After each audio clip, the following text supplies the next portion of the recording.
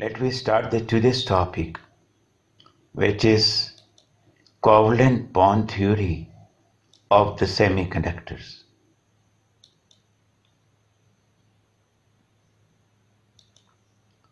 We are having the three types of materials: conductors, insulators, and semiconductors. What are the conductors? For example, copper, silver, gold, etc.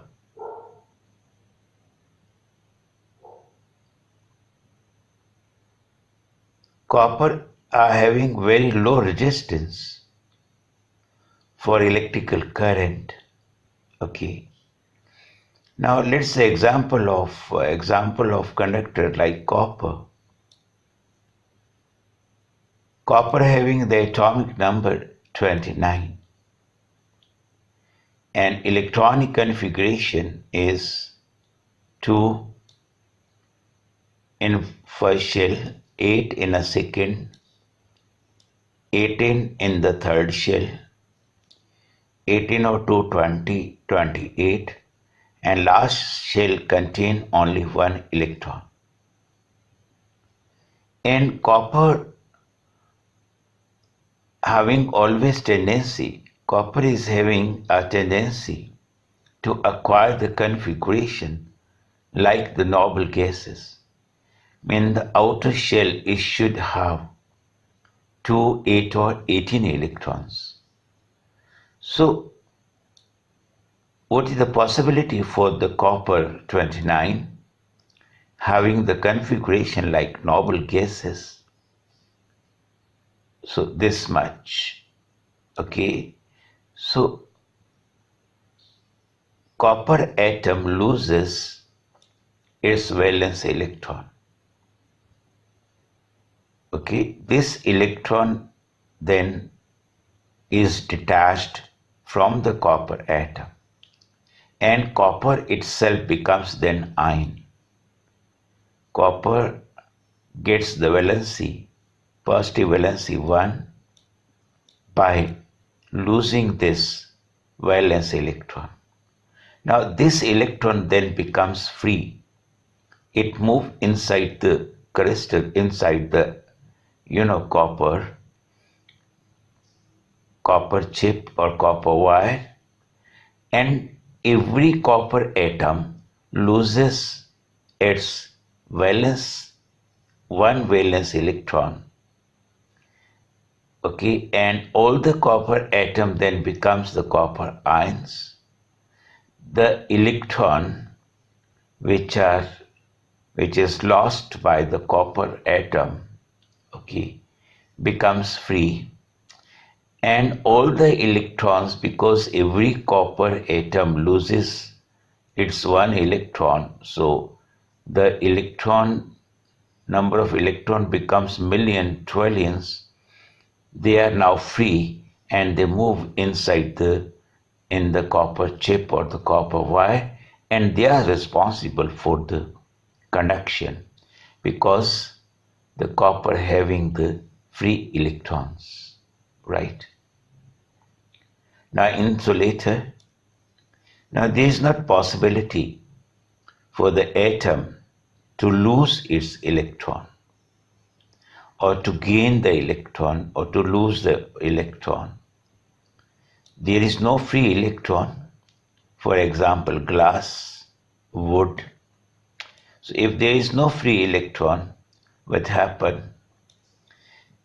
Then they becomes insulator, and they have a very high resistance which suppresses the electrical current. Okay, no current possible in case of insulator. Now semiconductor is in between, this class is in between conductor and insulator. It allows or suppress, its electrical connection is in between conductor and insulators. Examples are carbon, silicon, and germanium. Okay.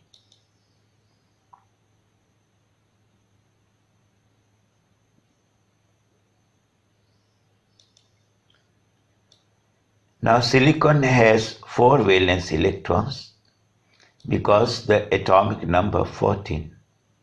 First shell, 2, second shell 8, and last shell 4. Okay. So there are 4 valence electrons shown in the figure by red dots.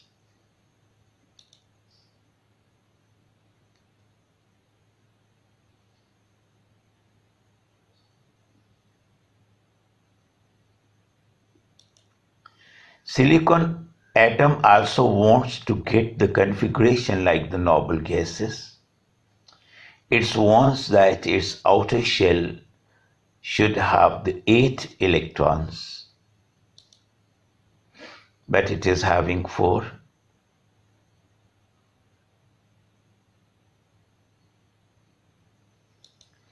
So it's not possible for the silicon atom to lose its all the 4 electrons. And what is the other alternative?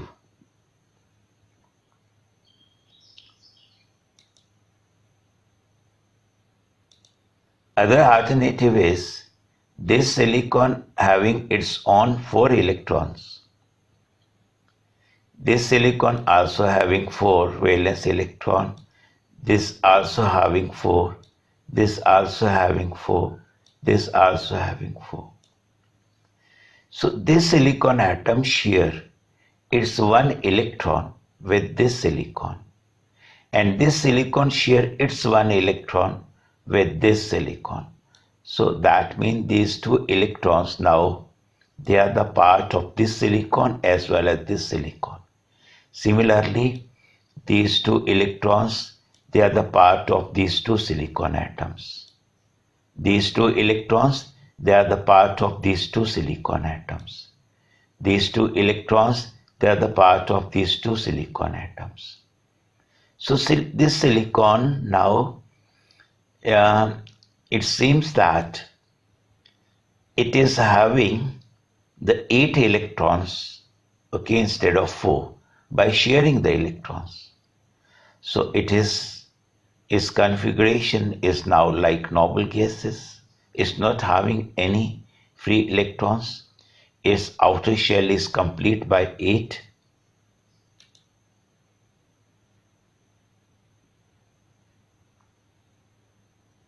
So this gives the total of the 8 electrons to each atom, 4 of its own, and 4 that it borrowed from the other surrounding atoms. The sharing of the valence electron. Now this process is called the sharing of the electrons. And it is called the covalent bond. By sharing the bond they are formed, they are called the covalent bond. So this is a covalent bond by sharing of the electrons. Pure silicon or germanium are now poor conductor of electricity because they are not having any free electrons, and it is true only at 0 Kelvin temperature. Okay, at 0 Kelvin, pure silicon and germanium not having even a single free electron.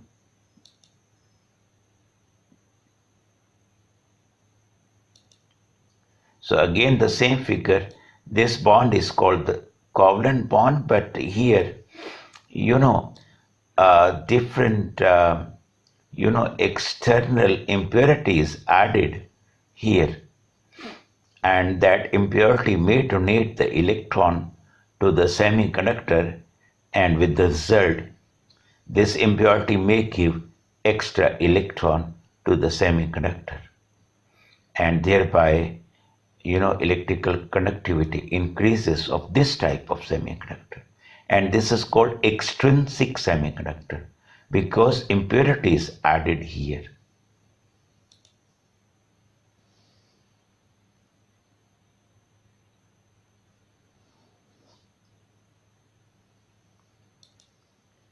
This is an intrinsic semiconductor, no impurity, and they are the covalent bonds. They are complete, no free electron. So this is insulator at 0 Kelvin.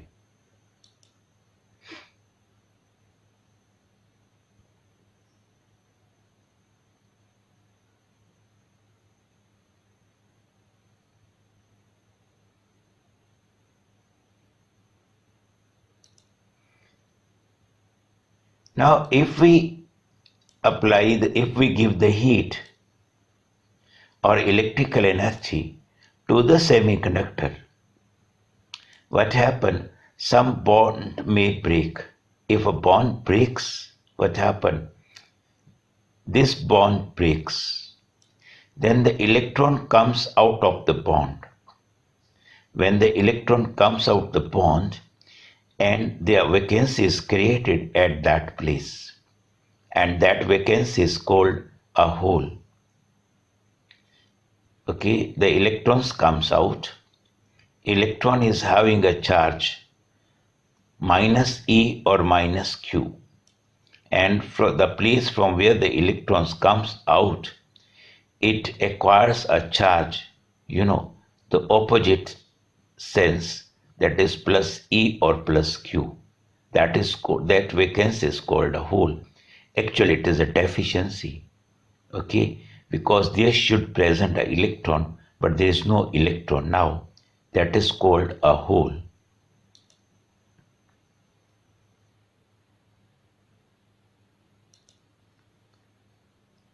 Now again here, and this is another example of the extrinsic semiconductor. This is another example. There is another example of extrinsic semiconductor. Extrinsic means adding some impurity. So the silicon atoms, if we add the impurity like gallium, what is a gallium? Having the 3 electron in the outermost shell. So it shares 1 electron with this, 1 electron with this, 1 electron with this. But it could not share its 1 electron with this because it is having only 3. So a vacancy left here, that is called a hole. Okay, so with the addition of 1 gallium atom, 1 impurity atom, 1 hole is created. So with the addition of small number of impurities, millions and trillions of holes, they are formed. They are, generated. Okay, because with 1 impurity atom, and this impurity is the trivalent impurity. Trivalent means in the outer shell, it is having the 3 electrons. If you add the trivalent impurity, in that semiconductor, the number of holes becomes very, very large, and they conduct for electric current. They contribute for the electric current, and that semiconductor is called extrinsic, means addition of impurity. With the addition of trivalent impurity, millions holes becomes available. Okay, in opposite, in opposite you can add pentavalent impurity also. But if the impurity is trivalent, this type of semiconductor is called p-type semiconductor. P mean, now the number of holes, they are very large as compared to the number of electrons in the semiconductor. So if you add the pentavalent impurity like arsenic is pentavalent and having 5 electrons. So it is having, if it is pentavalent, it is having extra electron, and that semiconductor is called n-type, because in that semiconductor number of electrons becomes very large as compared to the number of holes.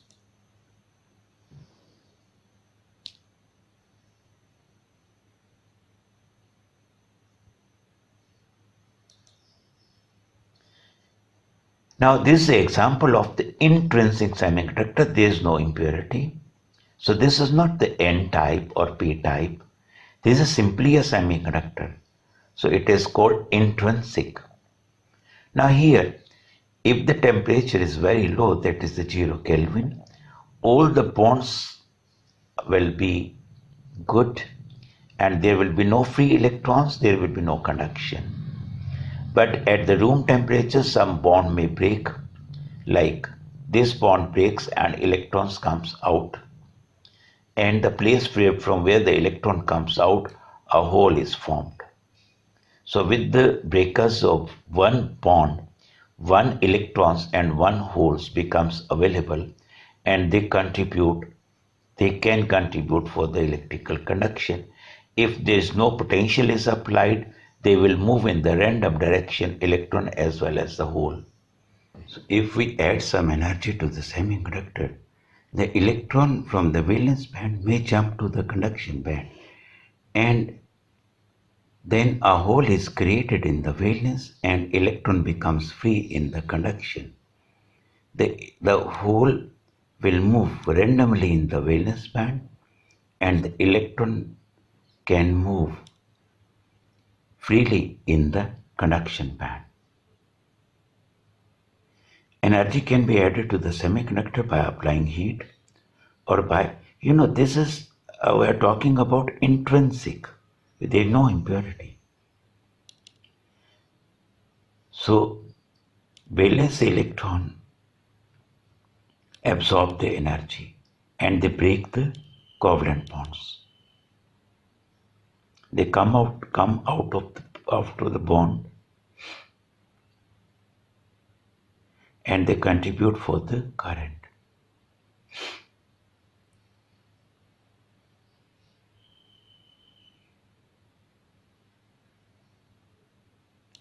So when some potential difference is applied to the intrinsic semiconductor, what happens? The electron starts drifting. The electrons, electron and hole which are generated by the thermal energy. The electron starts drifting towards the positive end and the hole, they starts drifting towards the negative end.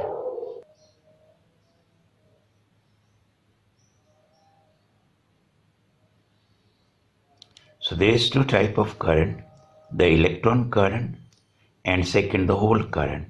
Like holes, they are drifting. Holes, they are drifting towards the negative end.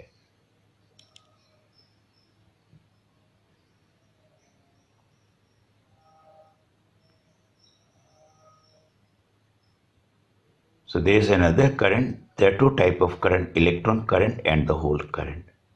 Hole current is formed due to the breakage. Hole and electron current, are because of the breakage of the covalent bond. So breakage of covalent bond, a vacancy is created in the atom due to the missing electron.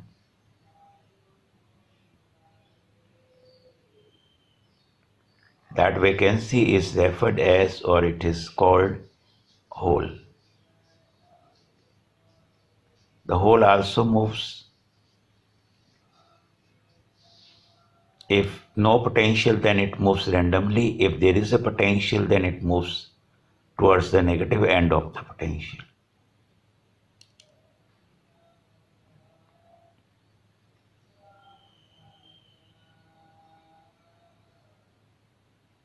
So with the creation of hole, a chain reaction begins.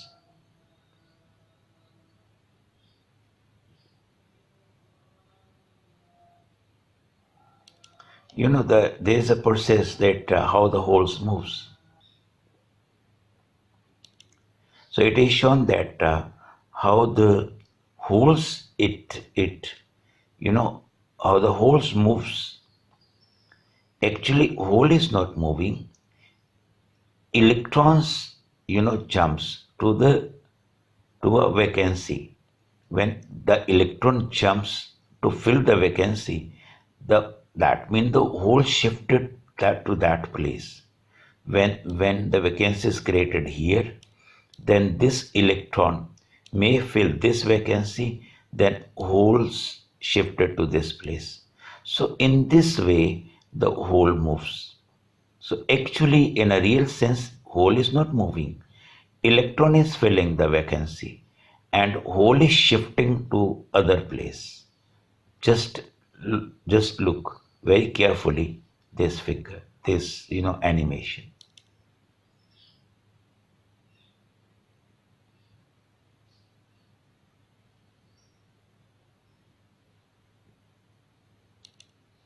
So this continues. Another electron comes out of the bond to fill the previous vacancy, and then hole shifted to that one. So there are the vacancies. There are the vacancies.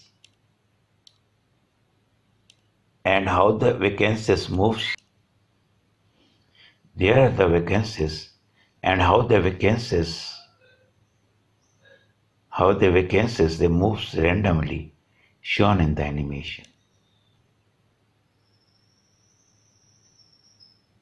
If the potential is applied,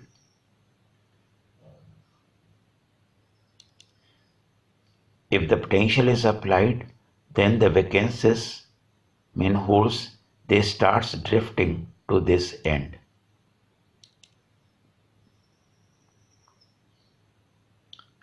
Just look how the vacancy they are drifting.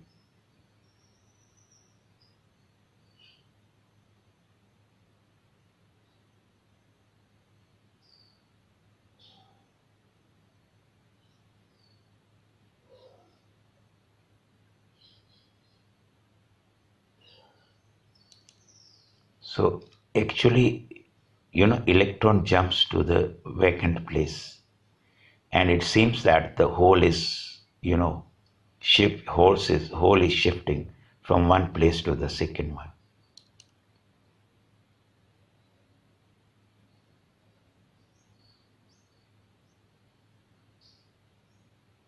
So it is referred to as the hole flow or the hole current. So hole current is similar to the electron current. Only difference, holes moves towards the negative potential and electron moves towards the positive potential. So with the breakage of one covalent bond, one pair is formed, electron and hole. And in another way,